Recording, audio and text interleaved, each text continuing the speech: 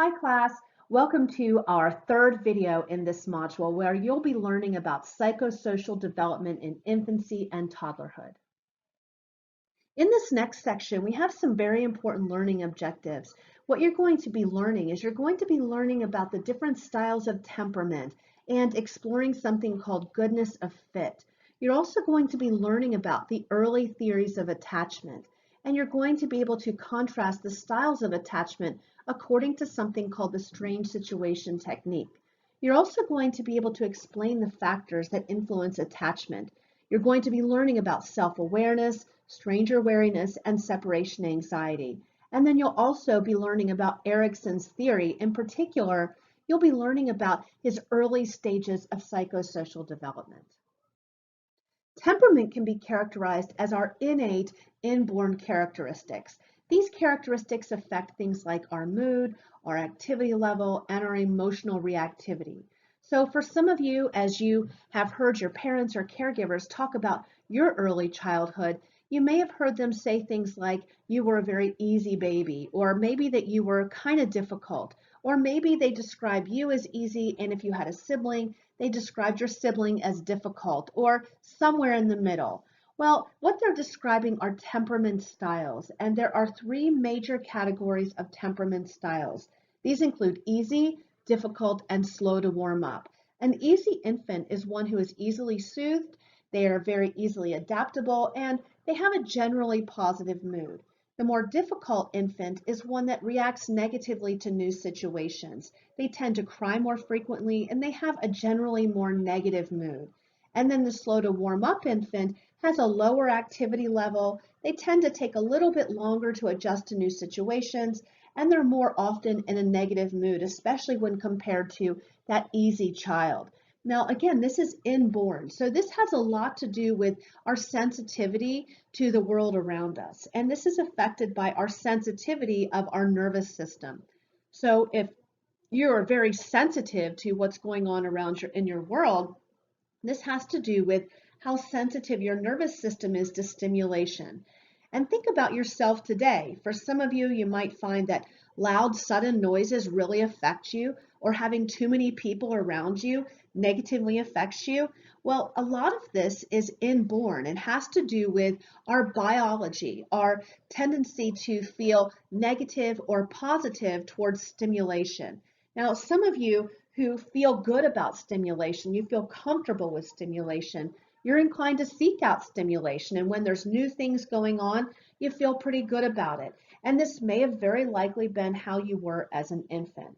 And then the opposite would be true for children who are more difficult. So this is something that's inborn. But I want you to think about how an infant's temperament can affect parent responses. So think then about how parent responses to that infant's temperament can begin to shape that infant's personality. How parents respond to their infant's temperament or their infant's behavior can have obviously a very significant effect on child development and child personality development.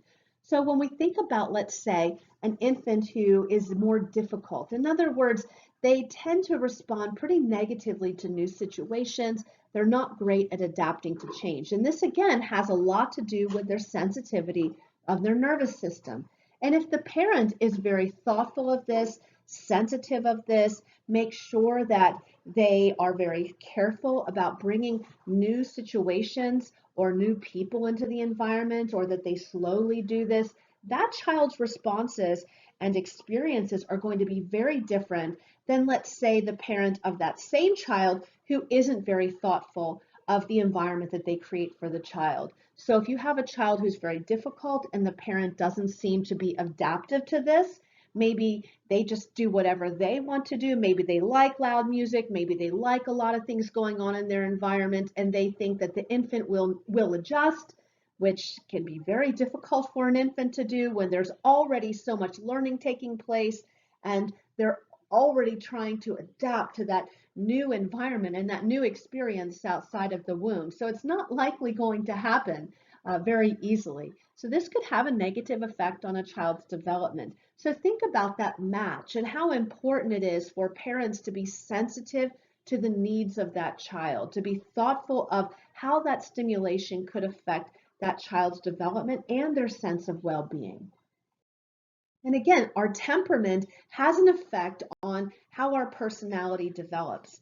And so as we have experiences in our life, beginning from the moment that we're born, we begin to have that personality development taking place. But that personality development occurs based upon, to a degree, how we already feel because of our biological predispositions.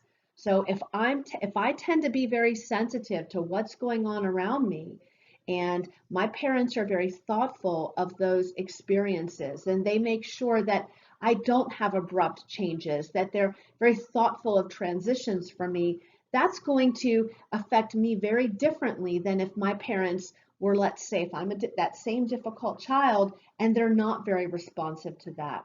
And also think about this: if you have a baby who is more difficult and it is harder for you as a parent to soothe them, then it could affect how you see yourself as a parent and your interactions with the child. And so you could think about how important it is for parents to realize that some babies are just more difficult to soothe.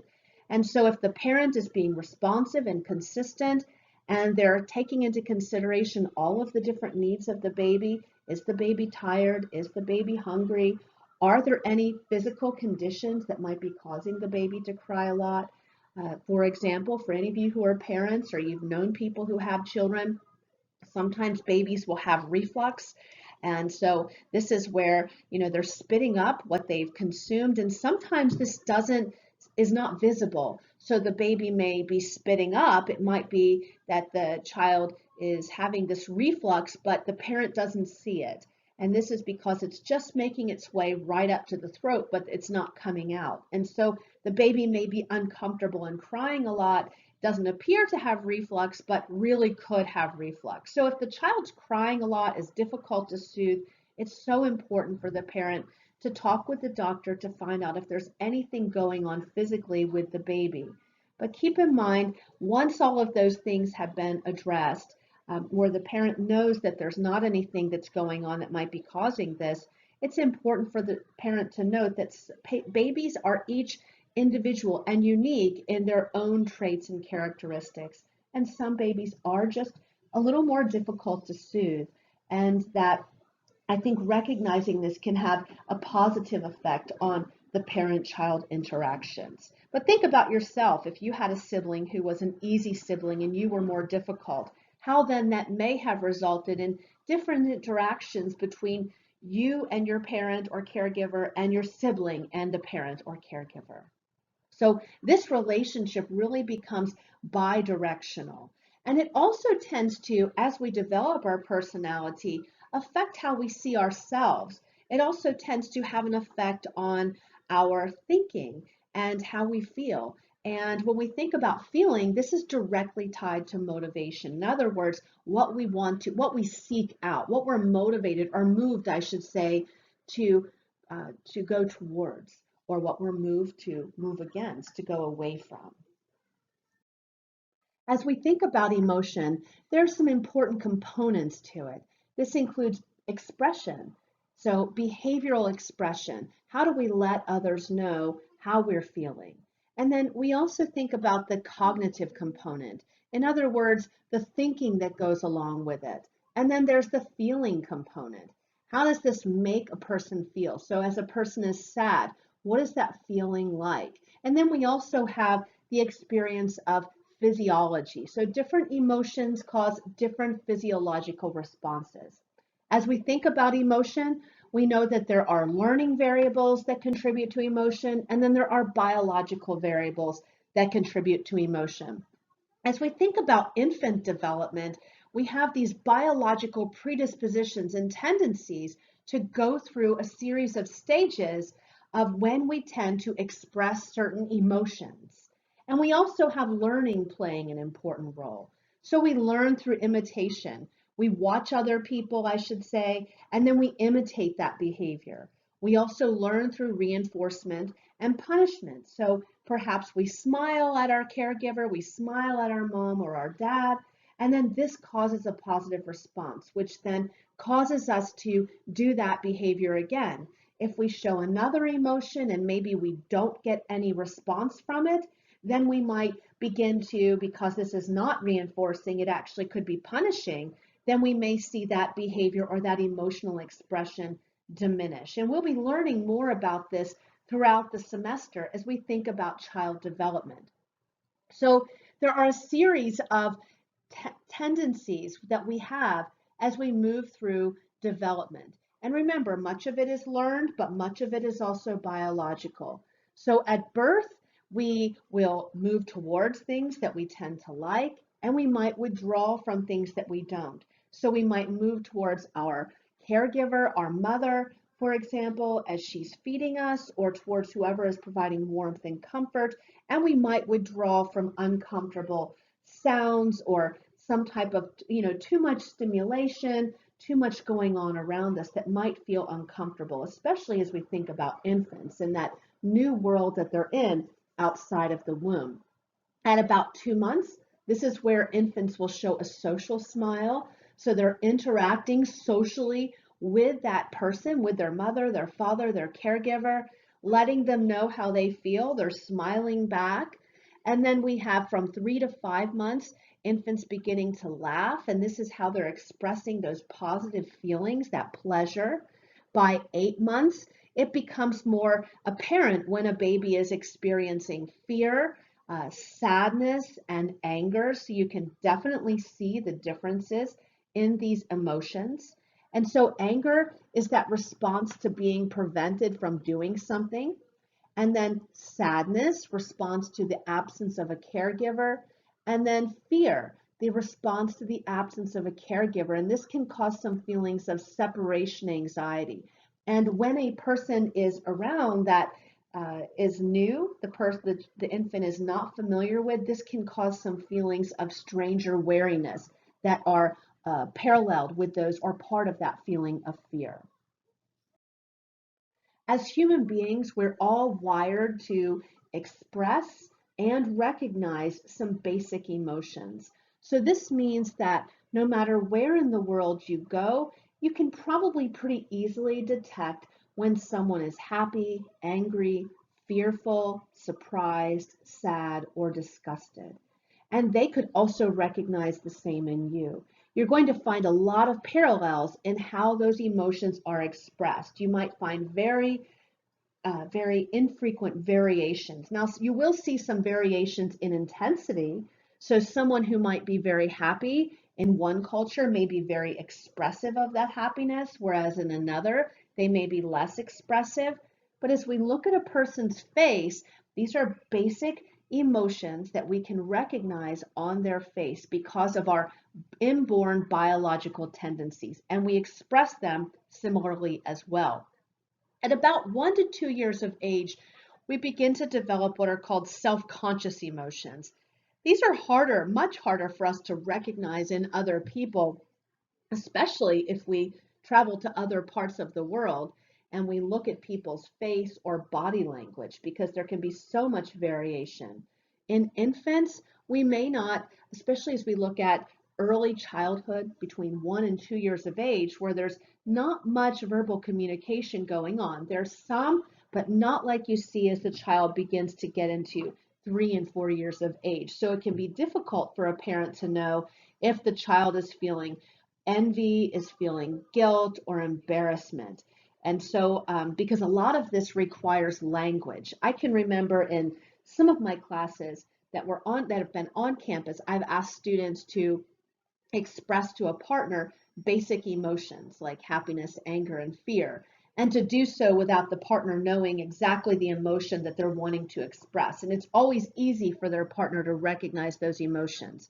But when they're asked to express these self-conscious emotions without being able to use any body language or words, it's very difficult for their partner to be able to recognize those emotions just by looking at their face.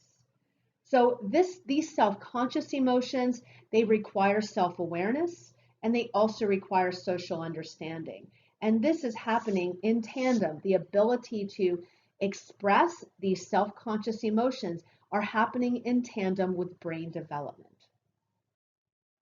As children are growing in these very early stages of development, they're looking to others for cues or clues about how they should act, how they should be behaving. And this is called social referencing.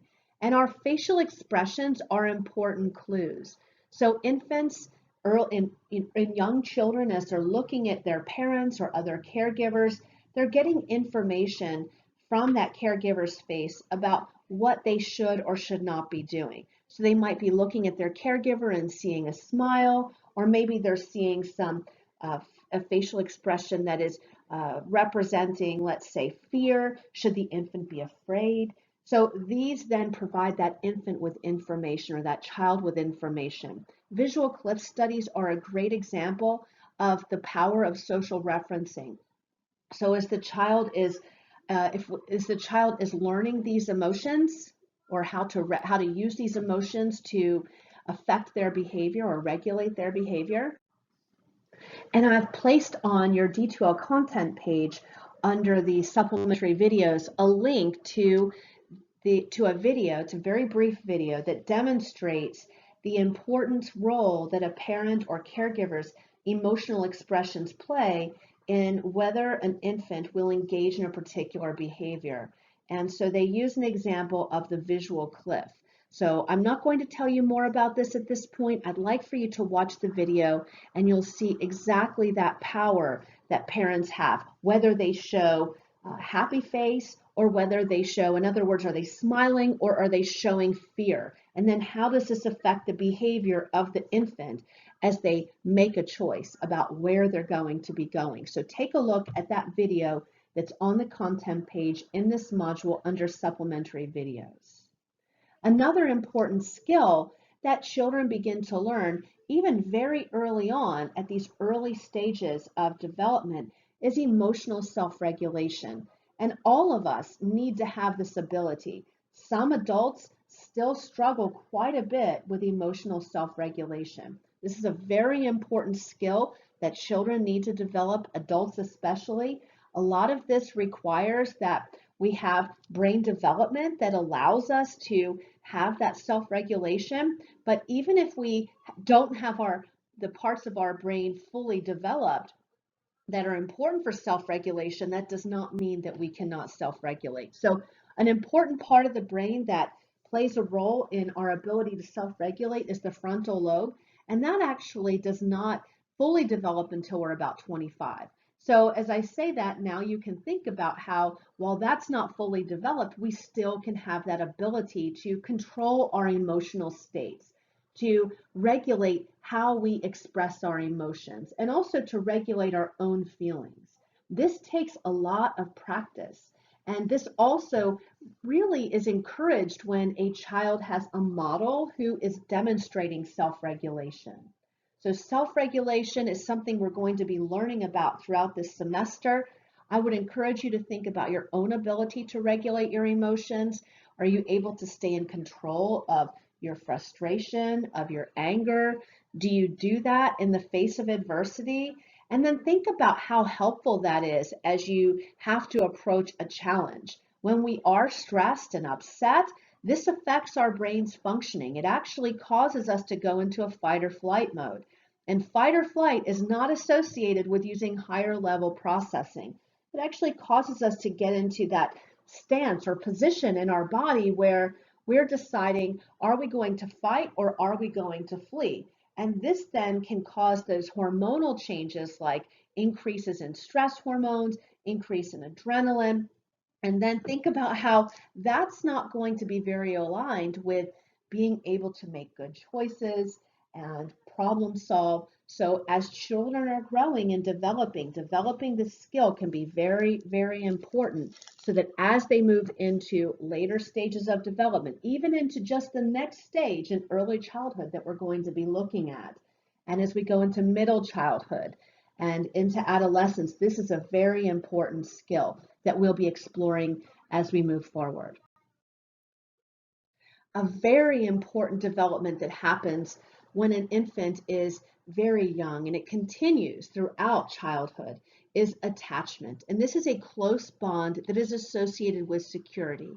It's typically an intense reciprocal relationship that's happening between an infant and a caregiver. So you'll note I say caregiver.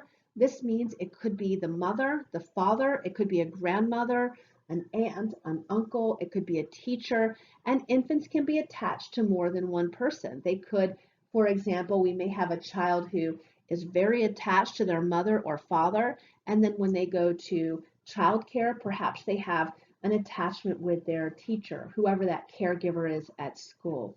And this attachment is the basis for future relationships. When our parents or caregivers are consistent and responsive, this helps us to have a sense of security. It helps us to feel that people who are close to us are those we can trust and those that are predictable, and that we don't need to feel anxious about relationships. And also, attachment is so important for promoting confidence and curiosity. So if I feel like if I'm an infant or toddler that I can trust the person who's near me, I can trust that they're going to take care of me, then I feel comfortable to explore. I feel comfortable to try new things that are in my environment. And this is very important for cognitive development. So not only does attachment affect who we are in terms of our relationships later on, and of course our self-concept as we are in infancy and toddlerhood, but it also affects cognitive development. And this is because cognitive development, in other words, our thinking, how that develops, our perceptions, our memory, all of that, as that's developing, it does develop in concert with the exploration that we take in our environment. So the more that we explore and that we can touch new things in our environment, that we can try new things in our environment, then this is going to have a positive effect on cognitive development. And so having that secure base, feeling like the person that's there with us is safe, is going to help to promote that sense of I can explore, everything is okay, I'm safe. Different theorists in psychology have had different theories of attachment. One theorist that many of you have been perhaps familiar with before even coming into this class is Sigmund Freud. And Freud proposed that we go through a series of what he called psychosexual stages of development. He believed that our personality is pretty well formed by the time we're about 5 years of age, and that in these stages, we start out with the oral stage, then we go to the anal stage, then the phallic stage, and so forth. The oral stage is the first stage, and this is where the focus is on the mouth. And so think about babies who are putting everything in their mouth, and the focus then is also on feeding. And so Freud believed that because attachment is happening so early on, that having the food provided by their mother or their caregiver, that this is what's going to be promoting attachment, so that we become attached through feeding. That was Freud's position. Now, Harlow, who was a much later theorist who came about, he disagreed with this. He thought that there must be other factors that promote attachment. And so he set up some very famous studies where he investigated what factors contribute to attachment. And one that you'll see in your textbook, it's a classic study on attachment, is where he had two artificial mothers. One was a wire mother, where the wire mother provided food, and then the other was also a wire mother, but it was covered in a blanket and it provided warmth. And he wondered, he used monkeys, and so he wondered, where would these monkeys go? Where would they spend their time? Who would they want to spend time with and cling to?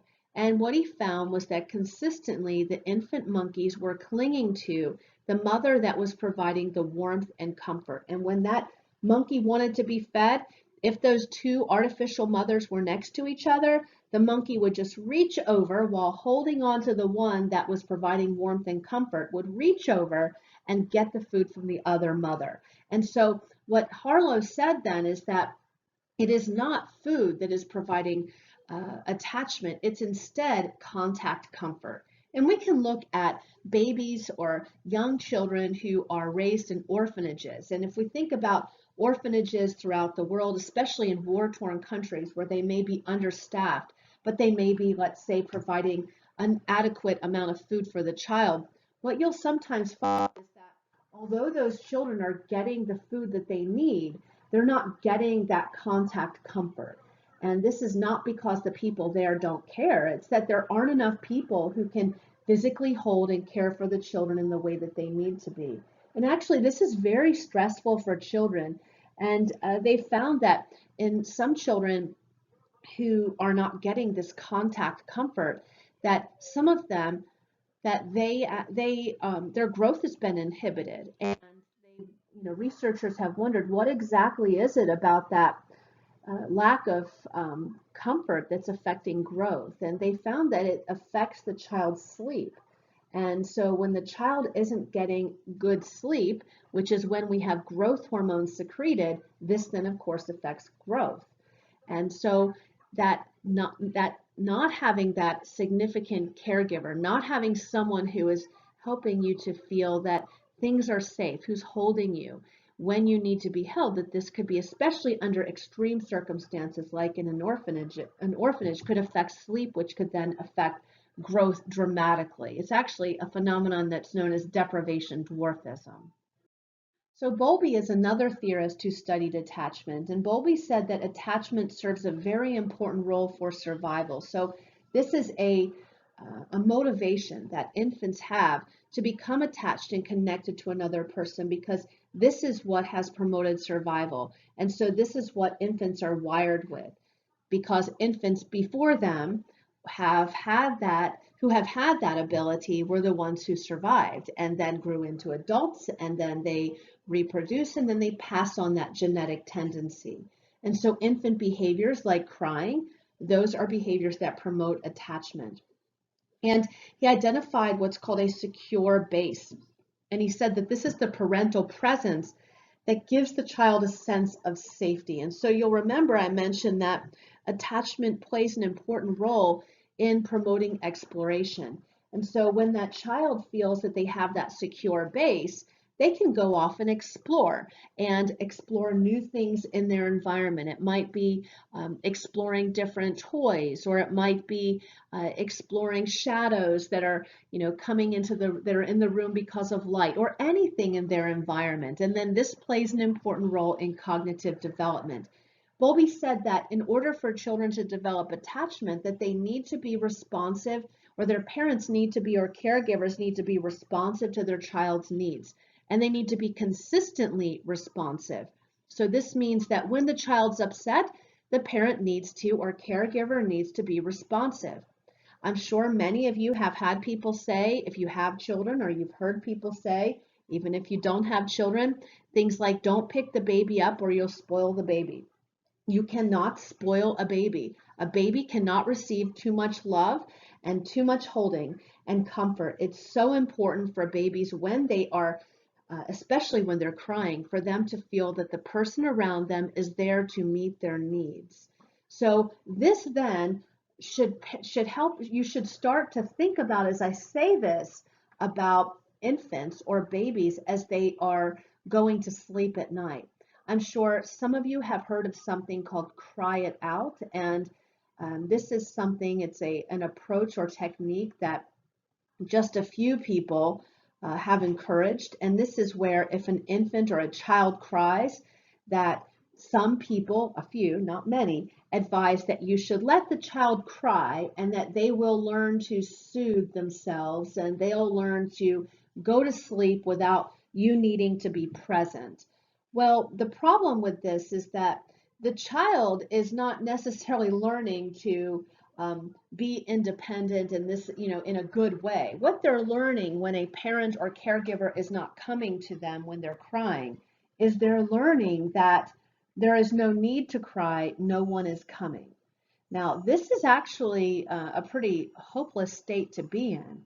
So yeah, the child's learning to go to sleep without a parent being present, but the child is learning to do this because they're learning that the other person is not responsive.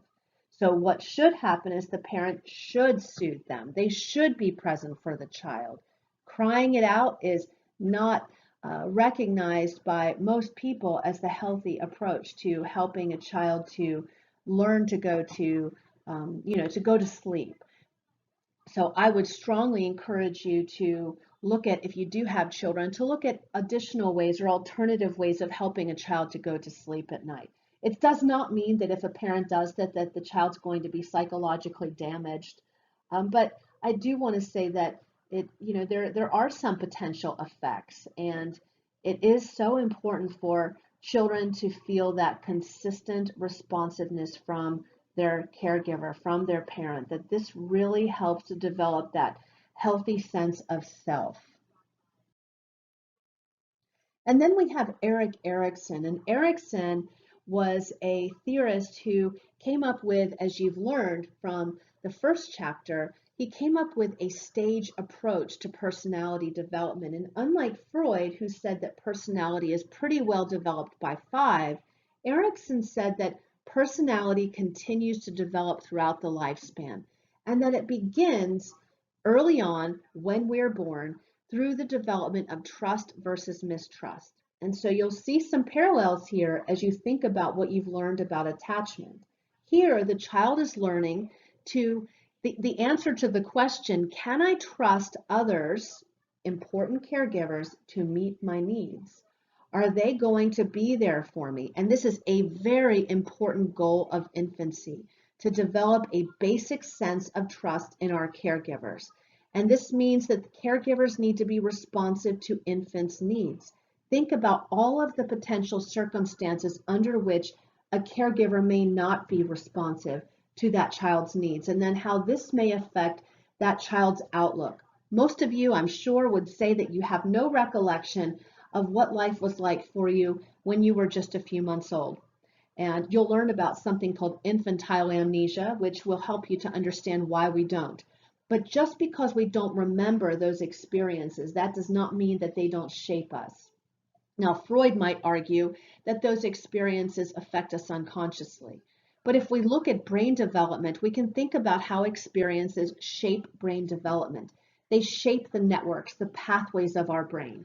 And if a significant person in our life is not responsive, the person we're supposed to trust, the one who's there for us, is not responsive, what then do you think happens as we move throughout life to that lack of, or because of that lack of responsiveness, that lack of trust that we've developed?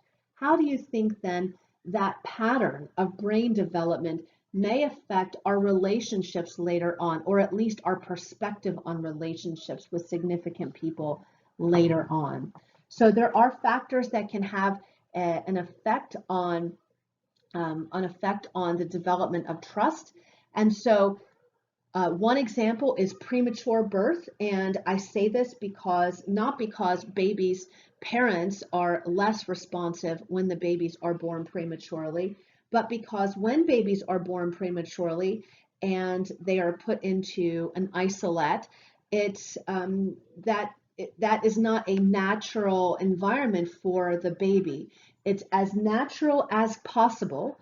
It's trying to mimic the womb, but it's not the ideal environment. The ideal environment is for the baby to be in the mother or father's arms. And so in the NICU, this can't happen as often, especially when babies are born very prematurely. And being held can actually be pretty stressful for a baby when they're very premature and they're trying to regulate things like their digestion and their body temperature and oxygen levels that they didn't have to work as hard to regulate when they were in the womb. So mothers, fathers can't hold the baby as often when they're in the NICU. And so it is important that when parents are with the babies in the NICU, as soon as possible, for that baby to have what's called kangaroo care. And this is where the baby's taken out of the isolette. They're placed directly on the skin of the mother or the father. It's a type of skin-to-skin contact, and this is so helpful for infant development. I can tell you, I have twins. They both were born early. They were born at 31 weeks and 6 days. They spent quite a bit of time in the NICU because of being born early. And I know from having another child later that that was a very different experience than having my daughter who didn't spend any time in the NICU. She was able to be held by me right away. My sons were not. They had to go right away to the isolette. One of them had to go into the NICU before I could even see him because of the physical state that he was in at that time. Both my sons are doing great. I certainly worked after my kids came home from the hospital to develop that trust. I made sure I was as responsive as I could, and I know that they developed a secure attachment with me. I know they have a great feeling of trust, but I had to make sure that I was very intentional about this. I think that that's very important for parents to do, especially if they have babies who maybe spent that extra time in the NICU. And I think most parents, they really feel that they want to do that because they felt maybe that they missed out on that, or they want to make sure that they're meeting every need that baby has. And then parental stress is another factor. So if let's say you're a parent who has just lost your job, or maybe you have um, uh, maybe you have a lot of maybe you have mental illness that is untreated, or maybe you have other things going on in your life. Maybe there's abuse in the household. That could affect then how responsive you can be as a parent. So addressing those things can be very important for healthy child development. And one way that attachment can be studied is through something called the strange situation.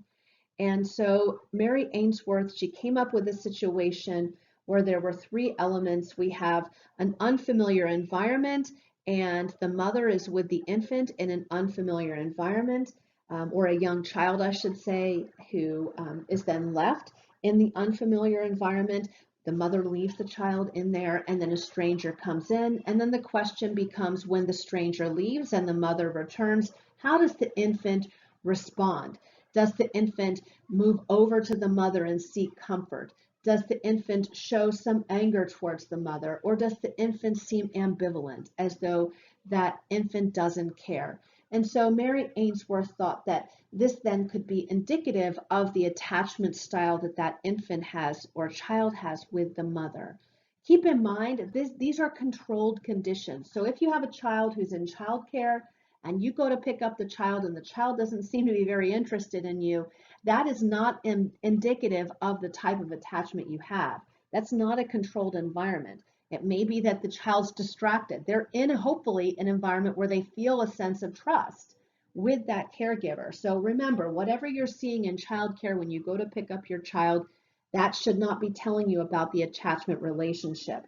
It needs to be a controlled laboratory condition. And so you could use these types of situations, like the strange situation, to understand other types of infant behavior.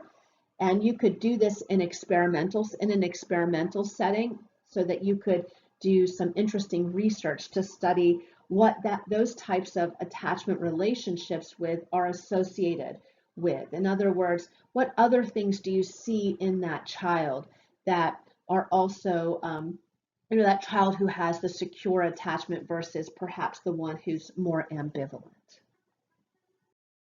And so here are Ainsworth's attachment styles. And so the secure attachment has that trust of the caregiver. And so when that caregiver is present, they're exploring the environment and they engage with the caregiver, possibly with the stranger. When the parent leaves, when the mother leaves, they're likely upset when that mother or caregiver departs, but then happy to see the caregiver return. The ambivalent child, that child, when the mother is present, they're wary about the situation and the stranger. When the caregiver leaves, they're distressed, but they don't seem to have much of any emotional expression. They don't seem to care that much when the caregiver returns. So that person is not serving as that secure base. And then we have the avoidant one. This is where that child is ignoring the caregiver. And then when the caregiver leaves, and they've left the infant alone, they don't seem to show any real emotion at all. They don't seem to care. So they're not showing emotion. And then when the caregiver returns, they don't seem to care either. And then for the disorganized attachment relationship, this is where the child is going to be crying during the separation, but then they might avoid the caregiver upon return. So These are these different types of attachment relationships that can be identified through the strange situation test. So you might be wondering what leads to these other types of attachment styles. It's clear what leads to secure attachment, right? That caregiver is being consistent and responsive to that child, and they're doing so in an appropriate manner. And then here are these other types of behaviors that may lead to other attachment styles. So when a caregiver is inconsistent, that can lead to the insecure ambivalent attachment style.